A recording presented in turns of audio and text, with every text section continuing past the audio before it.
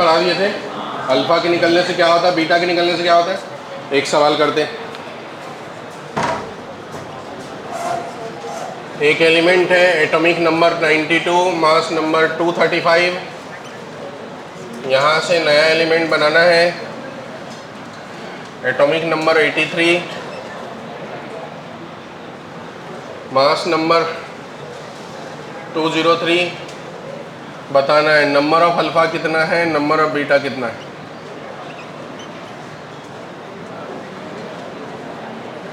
बातें मत करिए ना प्लीज़, ऐसे अगर करेंगे तो अच्छा नहीं लगेगा।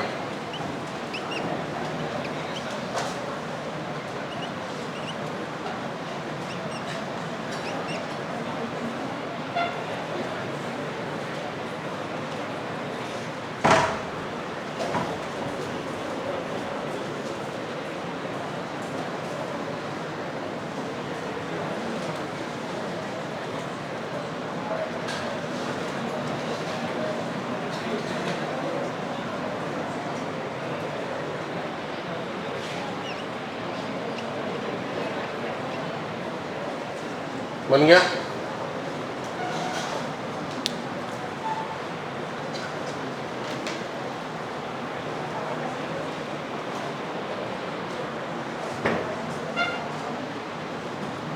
बताओ कितना अल्फा कितना बीटा, पहले वाले सवाल में 203 32, तो 8 अल्फा। बीटा का नंबर होता है 2 × 8 माइनस डेल्टा जेड। 92 और 83 में डिफरेंस कितने का है, 11 का, 9 का, 9 का। तो आंसर हो गया 7। बराबर, बराबर है ना, नहीं है बराबर, बराबर है। यहाँ पर 238 और 214, 6 24, 6 हो गया अल्फा। बराबर, ये हो जाएगा 2 × 6 माइनस 92 और 88 में डिफरेंस 4 का है, 12 में से 4 गया 8।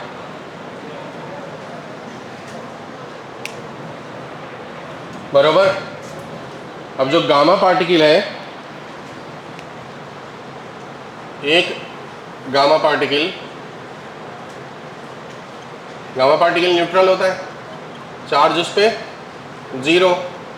जब ये टूटते हैं तो ये इलेक्ट्रॉन और पॉजिट्रॉन में टूटते हैं, इलेक्ट्रॉन और पॉजिट्रॉन में टूटते हैं। तो अगर मान लो कि गामा पार्टिकल रेस्ट में है, इसकी एनर्जी इतनी कम से कम है कि यहाँ से ये टूटने के बाद रेस्ट में, इसको मत मानो, ये जो टूट गया वो रेस्ट में है, ये भी जो टूट गया वो रेस्ट में है। तो इलेक्ट्रॉन को अगर मिला देंगे तो वापस गामा बन जाएगा।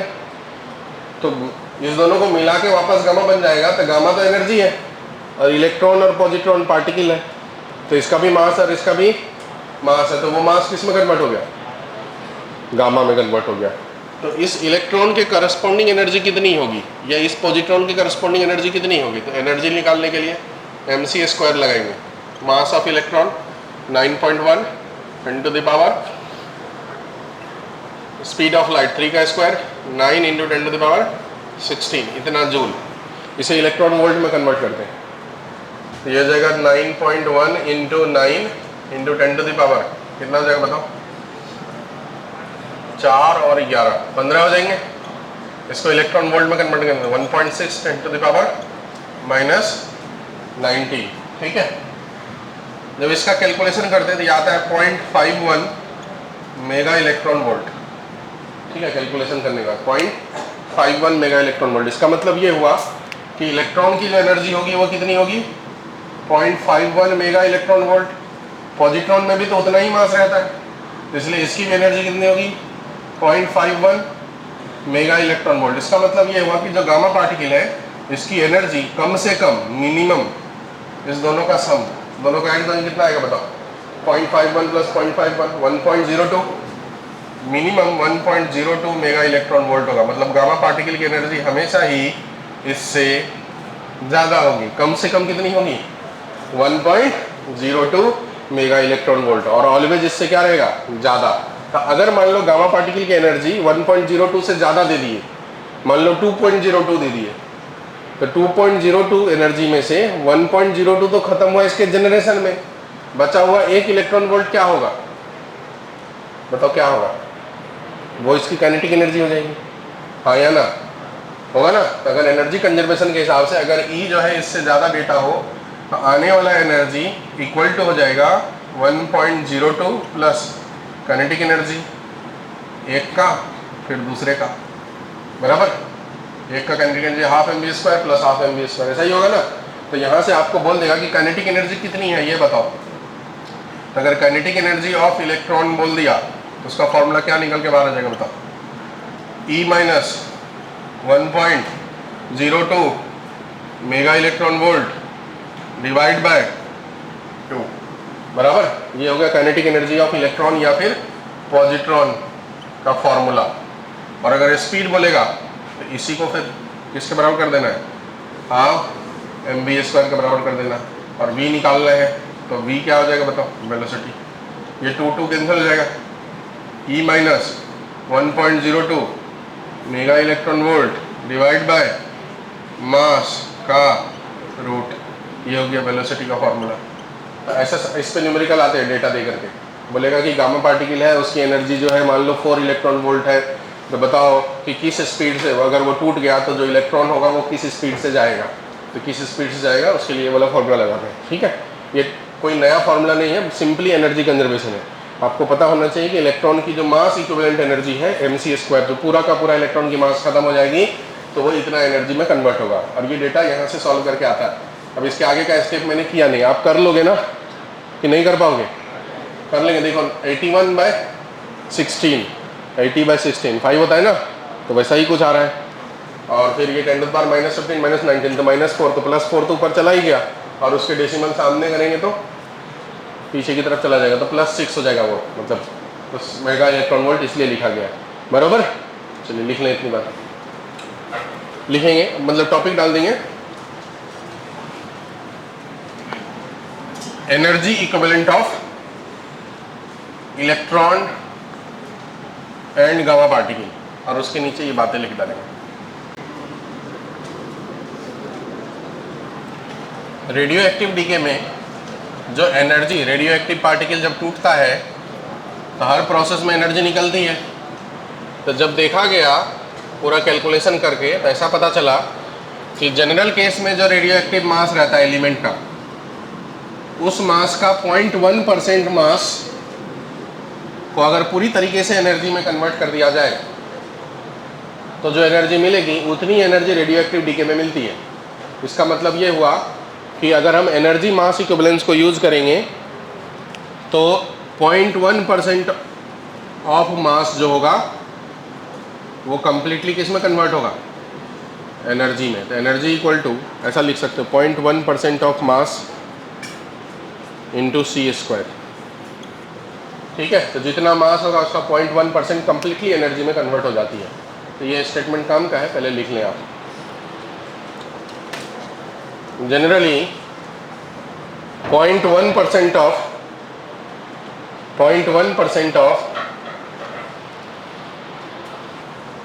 radioactive mass completely converted to energy,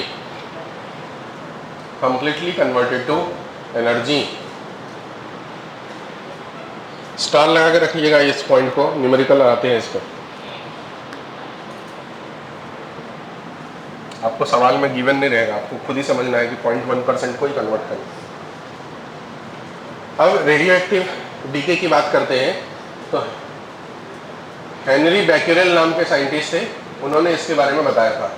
उन्होंने बताया कि किसी भी वक्त, जैसे कि मान लो किसी वक्त इसमें यूरेनियम है कंटेनर के अंदर, और उसका नंबर ऑफ एटम इनिशियली मतलब t = 0 पे नंबर ऑफ एटम n0 है, ठीक है।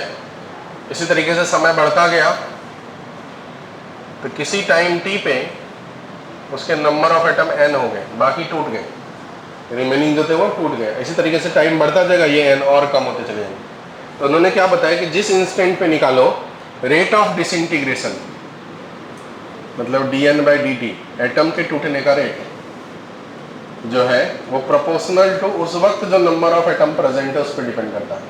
नंबर ऑफ एटम ज़्यादा है तो ज़्यादा रफ्तार में टूटेगा, कम है तो कम रफ्तार में टूटेगा। टूटने का रेट, अब चूंकि टूटने का रेट मतलब कम हो रहा है इसलिए हम माइनस साइन लगा रहे हैं। The rate of disintegration of atom directly proportional to number of atom present at that instant. तो आप सोचो ध्यान से, अगर आपने केमिस्ट्री में रेट लॉ पढ़े हैं तो वहां पर भी ये इक्वेशन कौन से ऑर्डर में था? फर्स्ट ऑर्डर रिएक्शन में, directly proportional to power 1, concentration पे पावर 1 है ना ये, बराबर। हर इंस्टेंट का जो कंसंट्रेशन होगा उस पे पावर 1 है, बराबर। तो जैसे जैसे कंसंट्रेशन बदलेगा वैसे वैसे इसके रेट स्लो हो जाएंगे। शुरुआत में कंसंट्रेशन ज़्यादा रहेगा तो शुरुआत में टूटने के रेट ज़्यादा रहेंगे, जैसे जैसे इसकी वैल्यू कम होगी वैसे वैसे इसकी वैल्यू कम होगी। इसीलिए इस रिएक्शन को कंप्लीट होने में इनफाइनाइट टाइम लगता है। मतलब जितना कम होगा वो टूटने का रफ्तार उतना स्लो हो जाएगा, आराम से टूटेगा और चलते रहेगा वर्षों वर्षों तक। इसलिए रेडियो एक्टिव एलिमेंट खत्म नहीं होता, मतलब इनफाइनाइट टाइम तक चलते रहता है। अब इस प्रोपोर्शनलिटी को हटाएंगे तो कोई कांस्टेंट आएगा, वहाँ रेट कांस्टेंट आता था, के लिखते थे जैसे इक्विलिब्रियम कांस्टेंट। यहाँ पर उसी टर्म को लैम्डा से डिनोट करते हैं, तो dn/dt इक्वल टू हो जाएगा लैम्डा n। ठीक है, अब ये माइनस साइन को उधर लेके जाता हूँ, dt को उधर लेके जाता हूँ, n को इधर लाता हूँ, तो इसे लिख देता हूँ dn/n equal to minus lambda dt। और ऐसा इंटीग्रेशन आप वहाँ पर भी करे होंगे। इनिशियली t इक्वल टू 0 पे जो अमाउंट था वो n0 प्रेजेंट था, किसी टाइम t पे जो अमाउंट प्रेजेंट है वो n है। मतलब टूट कितना गया, कितना टूट गया, n0 माइनस n, मतलब जो डिसइंटीग्रेट हो गया, टूटा, वो कितना टूटा, n0 माइनस n, इतना टूट चुका। ठीक है, हेनरी बैकेरेल ने ये वाला जो टर्म है लैम्डा n, इसे एक्टिविटी कहते हैं। क्या कहते हैं, एक्टिविटी। तो जब कभी एक्टिविटी बोलेगा निकालने, उसका मतलब लैम्डा इंटू n का वैल्यू निकालना उस वक्त का। हर वक्त की एक्टिविटी अलग अलग होगी, एक्टिविटी मतलब टूटने की एक्टिविटी, और उसका मतलब लैम्डा इंटू n निकालना। लैम्डा जो कांस्टेंट है इंटू n, उस वक्त उस इंस्टेंट का जो भी नंबर ऑफ एटम प्रेजेंट होगा वो मल्टीप्लाई कर देना, उसी टर्म को कहते हैं एक्टिविटी। अब अगर इसे इंटीग्रेट करो, अब देखो dn/n का integration log n from n0 to n equal to dt का इंटीग्रेशन t लैम्डा t।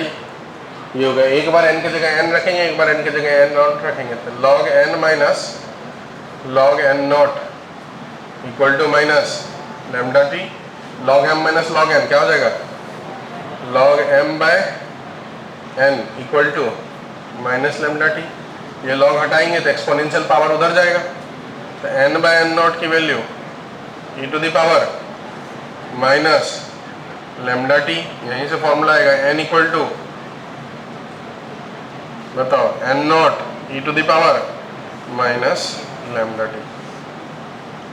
ये एक फॉर्मूला हो गया, बराबर। पढ़े होंगे आप, पढ़े क्या, ये फॉर्मूला पढ़े कि नहीं पढ़े, बताओ कितने लोग पढ़े, बताओ। 3-4 लोग पढ़े हो, बाकी लोग नहीं पढ़े। कैसी बातें कर रहे हैं, कैसे नहीं पढ़ेंगे, आपको याद नहीं होगा। अब देखो इस इक्वेशन को यूज करते हैं, लॉग को 10 बेस में कन्वर्ट करते हैं, किसमें, 10 बेस में कन्वर्ट करता हूं। तो आप देखिए ध्यान से, यहां से अगर मान लीजिए माइनस साइन हटाना है तो मैं इसे n0/n लिख सकता हूं, तो मैं लिख देता हूं log n0/n equal to lambda t। तो यहां से इक्वेशन आएगा time equal to 1/λ into log n0/n। ये एक इक्वेशन हो गया। इसी को अगर आगे बढ़ाएं तो दूसरा इक्वेशन हो जाएगा, ये ई बेस है, ई बेस को 10 बेस में कन्वर्ट करेंगे तो क्या मल्टीप्लाई, देखो कैसे कैसे बातें कर रहे हैं, मुंह छुपा के, चुप रहो ना। कैसे क्या करेंगे बताओ, 10 बेस में कन्वर्ट करना, तो ये हो जाएगा 2.303/λ log n0/n। तो ये n0 क्या है, इनिशियल कंसंट्रेशन और n क्या है, फाइनल कंसंट्रेशन, बराबर। इसी के बेसिस पे हाफ लाइफ तय होता है, इसे कहते हैं हाफ लाइफ। बताओ हाफ लाइफ का डेफिनेशन क्या है? हाफ लाइफ का डेफिनेशन क्या है? आधी जिंदगी, बराबर। आधी जिंदगी का मतलब क्या है? Half life. किसी भी रेडियो एक्टिव सब्सटेंस इनिशियली जितना प्रेजेंट था उसमें से अगर आधा अमाउंट टूट गया, डिसइंटीग्रेट हो गया, उसमें जो समय लगा उसी को कहते हैं हाफ लाइफ। मतलब time required to disintegrate by 50%, 50% से डिसइंटीग्रेट हो जाए। तो डेफिनेशन इसका हुआ, डेफिनेशन जरूरी है इसलिए मैं लिख रहा हूं, मतलब इसका डेफिनेशन से आपको लॉजिक समझेगा बाद में। Time required to disintegrate by कितना परसेंट? 50%। ठीक है। इसी तरीके से आगे चल करके मान लो कभी T3/4 आया, इसका मतलब क्या होगा बताओ?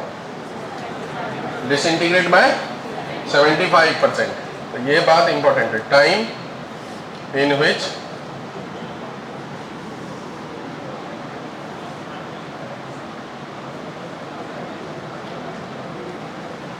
Disintegrate by 75%। ठीक है। रिलेशन बाद में आपने पढ़े होंगे T12 और T3/4 में, पढ़े हैं क्या? T3/4 equal to 2 times of T12, पढ़े? बाद में हम उस रिलेशन पे जाएंगे, अभी मैं T12 की बातें करते हैं। पहले T12 का फॉर्मूला निकालेंगे। तो T12 मतलब कह रहा है कि 50% से डिसइंटीग्रेट हो गया, इसका मतलब ये जो n0 है वो ओरिजिनल था और ये n बाद का है, तो 50% से टूट गया तो बचा कितना? 50%। तो ये n की जगह पर क्या लिखेंगे? n0/2, मतलब एट हाफ लाइफ।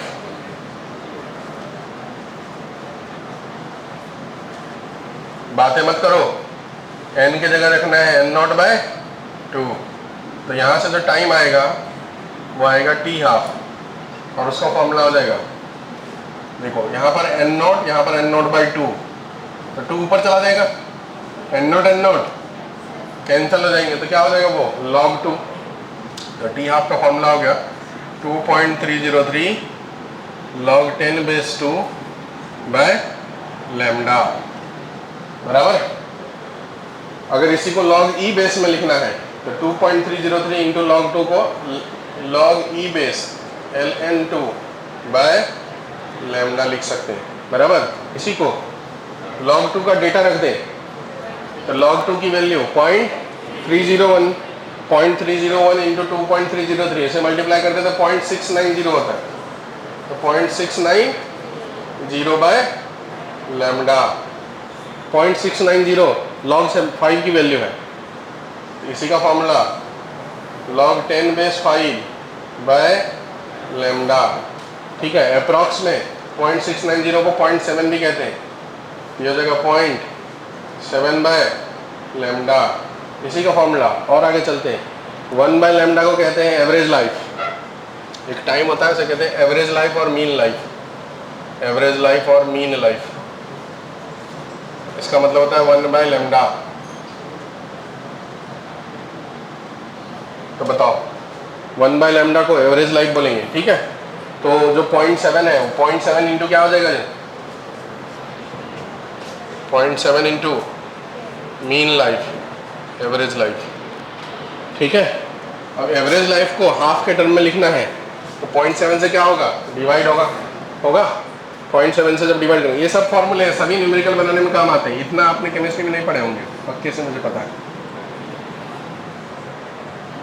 सब पे न्यूमेरिकल आते हैं फिजिक्स में और रिलेशंस पे। अब ये 0.7 से जाके उधर डिवाइड करो तो 1/0.7 कितना आएगा बताओ? इसी को बोल सकते हैं T12/0.7। T12/0.7 करो, कैलकुलेट करोगे तो आता है 1.44 T12। ये हुआ एवरेज लाइफ और मीन लाइफ का फॉर्मूला, 1.44 T12 या फिर टी हाफ बाय 0.7 या फिर 1 बाय लेमडा। लेमडा जो है वो कांस्टेंट है। लेमडा क्या है? रेडियो एक्टिव डीके कांस्टेंट, इसे कहते हैं डीके कांस्टेंट, डीके कांस्टेंट। ठीक है। अब देखो ऊपर में number of atom per unit time है, यहाँ नंबर ऑफ एटम है तो सेम हो जाएगा। तो लेमडा की यूनिट क्या हो जाएगी बताओ? पर सेकेंड। यूनिट क्या हो जाएगी इसका? पर सेकेंड। बराबर। जो आपने पढ़े होंगे equilibrium constant first order reaction में, यूनिट उसका पर सेकेंड पढ़े क्या? वही है यहाँ पर सेकेंड। इतनी बातें सबको समझ गया? थोड़ा और आगे बढ़ते हैं, थोड़े से और आगे बढ़ते हैं, इसका ग्राफ बनाते हैं। n equal to n naught e to the power minus lambda t का ग्राफ बनाते हैं। तो एक्सपोनेंशियल ग्राफ है। तो देखो टाइम के हिसाब से n का ग्राफ बनाते हैं। शुरुआत में n नोट था, धीरे धीरे कम होता जाएगा तो एक्सपोनेंशियली डिक्रीजेज, ये ग्राफ बनेगा। ठीक है, बरोबर। इसमें कोई दिक्कत? टाइम की जगह अगर 1 एवरेज लाइफ रख दूं, मीन लाइफ, जिसे आरसी कहते हैं, टाइम कांस्टेंट, जो रूट एल सी या R C, L by R या फिर आर सी जिसे बोलते हैं, अगर टाइम की जगह 1 एवरेज लाइफ रख दो तो क्या हो जाएगा बताओ? 1 एवरेज लाइफ मतलब 1 बाय लेमडा, तो 1 बाय लेमडा, तो लेमडा लेमडा कैंसिल होगा, तो यहाँ क्या बचेगा? ई पे पावर -1 मतलब 1 बाई मतलब 0.37 मतलब 37% बचेंगे। तो एक एवरेज लाइफ में टाइम की जगह 1 एवरेज लाइफ, टी एवरेज मतलब 1 बाय लेमडा में कितना बचेगा? 37% बच जाएगा। मतलब कितना टूट गया? 63% टूट गया। बराबर है, ये बात जम गया। ठीक है, थोड़ा सा और आगे बढ़ते हैं। अगर ये n by n naught equal to e to the power minus lambda t है, तो आप देखो ध्यान से एक चीज, मान लो शुरुआत में कोई सब्सटेंस एन नॉट था, एक हाफ लाइफ के बाद कितना हो जाएगा? एन नॉट बाई 2, एक हाफ लाइफ के बाद, और 2 हाफ लाइफ के बाद n naught by 4, 3 half life के बाद एन नॉट बाय 8। ऐसा चलता रहेगा। तो एक रिलेशन यहाँ से आ गया, नंबर ऑफ हाफ लाइफ अगर एन हो, नंबर ऑफ हाफ लाइफ अगर स्मॉल एन हो, तो इसे टाइम बाई टी हाफ कहेंगे, तो उससे नंबर ऑफ हाफ लाइफ आ जाएगी। बराबर, टाइम बाई टी हाफ। जैसे कि मान लो कि हाफ लाइफ 1 घंटे है और टाइम हमारे पास 4 घंटे का है, इसका मतलब कितना हाफ लाइफ है 4 घंटे पे? 4/1। कैसे निकालते हैं? टी बाय टी हाफ करके नंबर ऑफ हाफ लाइफ निकल गया। और अगर number of half life n हो, देखो एक हाफ लाइफ के बाद 2 पे पावर 1 है, 2 हाफ लाइफ के बाद 2 पे पावर 4, 3 के बाद 2 पे पावर 8। तो n हाफ लाइफ के बाद जो सब्सटेंस बचेगा वो क्या बचेगा? n नॉट बाय 2 पे पावर n। बराबर, n नॉट बाय 2 पे पावर n। इसी को आप ऐसे भी कह सकते हो, देखो n नॉट बाय n की वैल्यू 2 पे पावर n। ये भी मैंने ऐसे करके बताया, आया मैथमेटिकली इस रिलेशन से। देखो इसी रिलेशन से आने वाला है। n नॉट, ये n बाय n नॉट है, उल्टा कर देंगे तो क्या हो जाएगा? n naught by n। तो ये पावर माइनस जो है वो प्लस में कन्वर्ट हो जाएगा। तो e to the power lambda t की वैल्यू हो जाएगी, ये जो वैल्यू है वो e to the power lambda t की वैल्यू है, और टी के जगह पर n times of t half है। क्या है ये? E to the power lambda n times of t half. और आगे चलते हैं, लॉग तो पर जानते ही होंगे आप सब, लॉग जानते हैं ना। तो e to the power lambda n t half की जगह क्या लिखेंगे? लेमडा n टी हाफ की जगह log 2 by lambda, lambda lambda cancel, e to the power n log 2, इसी को लिखें e to the power log 2 पे पावर n।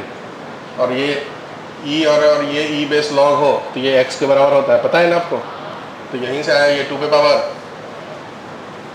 n। बराबर। तो आप ऐसे चल के निकाल सकते हो या ऐसे चल के निकाल सकते हो, आपके ऊपर डिपेंड करता है।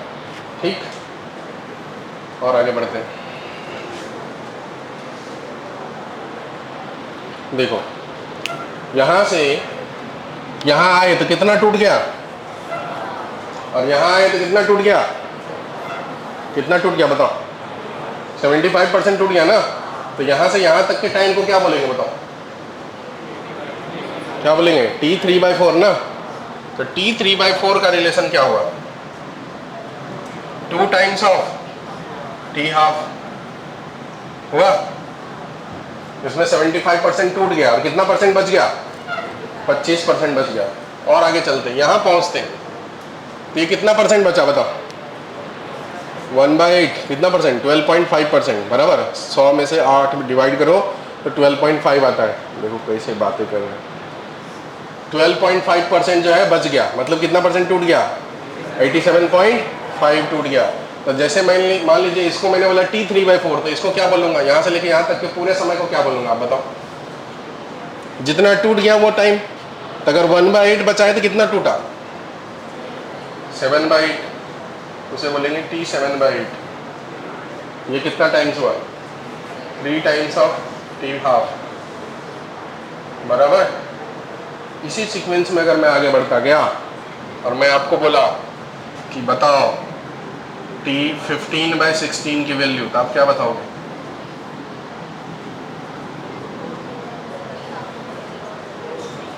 तो देखो ये T पे ये 8 कितना पे पावर है, 2 पे पावर कितना है, इसलिए 3 टाइम्स। 4 2 पे पावर कितना है, इसलिए 2 टाइम्स।